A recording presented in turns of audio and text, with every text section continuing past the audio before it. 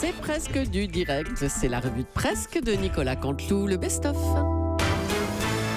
Et ils sont encore dans le studio, Fabienne Amias et Ségolène Royal. Donc Ségolène Royal, merci Julie, mon invité. Ségolène Royal, à qui s'adressait François Hollande dans ce message sur le fait qu'on n'ait pas pris conscience de la présence forte du Front National dans ce deuxième tour?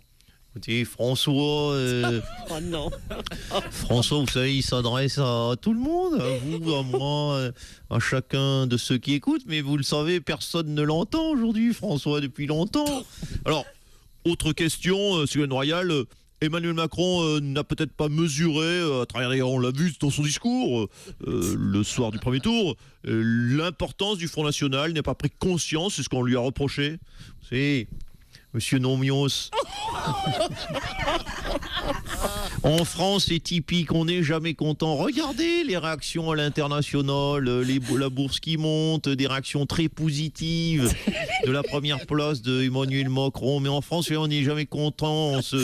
On se permet juste de commenter une histoire de bistrot. Vous savez, moi, je ne veux pas parler de moi et ramener tout en moi. C'est pas mon style.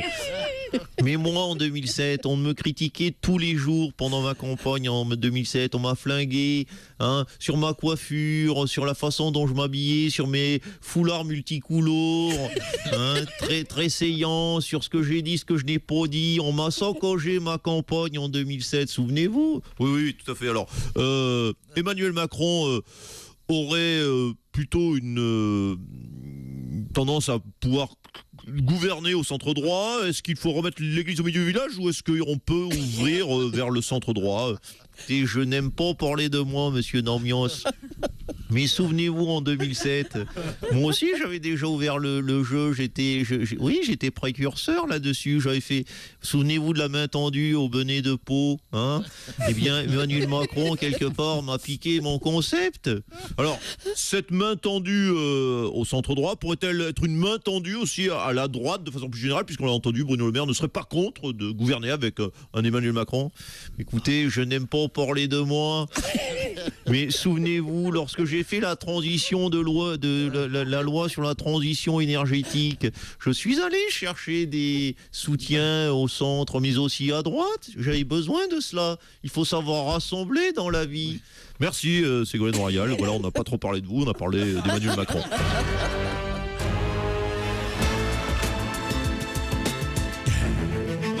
Justement, les appels à voter Macron s'accumulent, à droite comme à gauche. François Bayrou, vous êtes un des premiers à l'avoir rejoint. Comment vous voit-il, Comment me voit-il? Emmanuel Macron? Je pense que pour Emmanuel Macron, je suis le neuneu. Je suis le neuneu. Attendez, c'est pas gentil, vous n'êtes pas si neuneux que ça.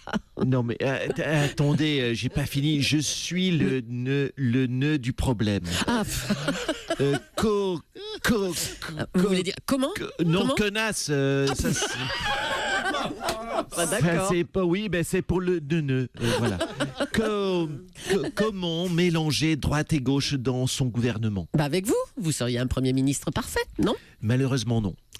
Car pour lui, je suis un nigo. Je suis un nigo. Vous êtes nigo, mais enfin arrêtez.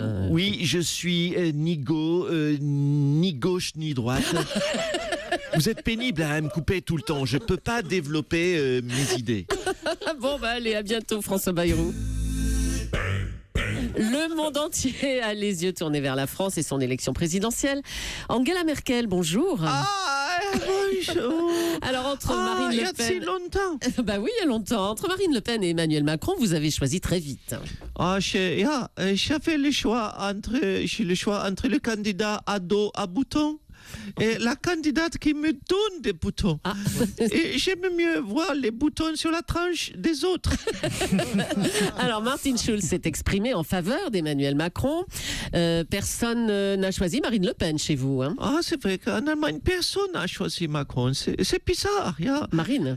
Oui, Marine, pardon. Alors que Marine, pourtant, elle a les cheveux blonds, elle a le mollet volumineux, elle a l'épaule de nageuse est-allemande. Elle fait très germanique.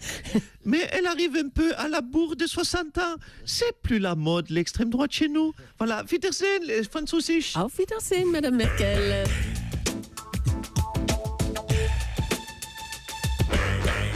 François Fillon a déclaré qu'il ne conduirait pas la campagne de la droite pour les législatives. Valéry Giscard d'Estaing, vous êtes un des soutiens de François Fillon. Bonjour. Bonjour, Mme Julie. Je joue bien. Bonjour, monsieur le président. Oui, monsieur Joubert. Je me remets à peine de mes émotions, François Fillon. François éliminé. Ouais. François humilié. François martyrisé. François forcé à dire au revoir. Je veux dire, je suis bouleversé. Mon cher François est au chômage. Je l'ai eu hier au téléphone. Il envisage même de s'inscrire à Pôle emploi fictif. C'est vrai que le Pénélope Gate lui aura pourri sa campagne, hein, François Fillon. Non, je suis pas d'accord. Le Pénélope Gay, c'était rien du tout. Moi aussi, vous savez, j'ai eu des affaires avec les femmes. On peut parler... Oui, j'en ai eu. Alors. On peut parler du Lady Di Gate, du Marlène Jobert Gate, du Julie Gate, Oh bah dis donc. du Daniel Gilbert Gate. Bref, d'une manière générale, tout ce qui touche aux braguettes.